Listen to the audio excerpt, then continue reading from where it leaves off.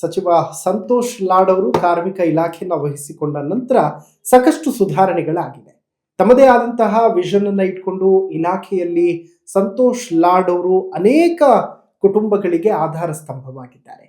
ನಗರ ಪ್ರದೇಶಗಳಿಗೆ ಕೆಲಸ ಹುಡುಕಿಕೊಂಡು ಬರುವಂತಹ ಕಾರ್ಮಿಕರು ಸೂರು ಇಲ್ಲದೆ ತಮ್ಮ ಕೆಲಸಕ್ಕೆ ಹತ್ತಿರ ಇರುವಂತಹ ಕಡೆ ಶೆಡ್ಗಳನ್ನ ಹಾಕಿಕೊಂಡು ಬದುಕನ್ನ ಸಾಗಿಸ್ತಾ ಇರುವಂತಹ ಸನ್ನಿವೇಶಗಳಿವೆ.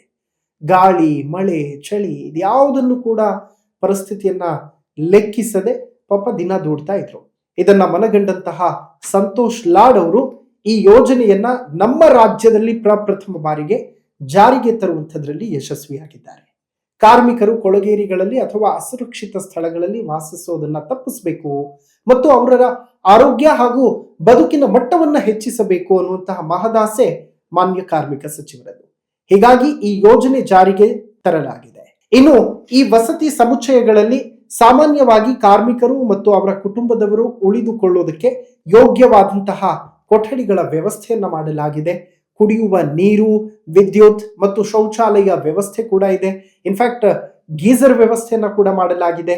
ಕಾರ್ಮಿಕರು ಅಡುಗೆ ಮಾಡಿಕೊಳ್ಳೋದಕ್ಕೆ ಅನುಕೂಲ ಆಗುವ ರೀತಿಯಲ್ಲಿ ಹಂಚಿಕೆಯ ಅಡುಗೆ ಮನೆ ವ್ಯವಸ್ಥೆ ಕೂಡ ಇದೆ. ಜೊತೆಗೆ ಕಾರ್ಮಿಕರ ಮಕ್ಕಳಿಗೆ ಪಾಲನೆ ಮತ್ತು ಪ್ರಾಥಮಿಕ ಶಿಕ್ಷಣಕ್ಕಾಗಿ ವ್ಯವಸ್ಥೆಯನ್ನ ಕೂಡ ಕಲ್ಪಿಸಲಾಗಿದೆ.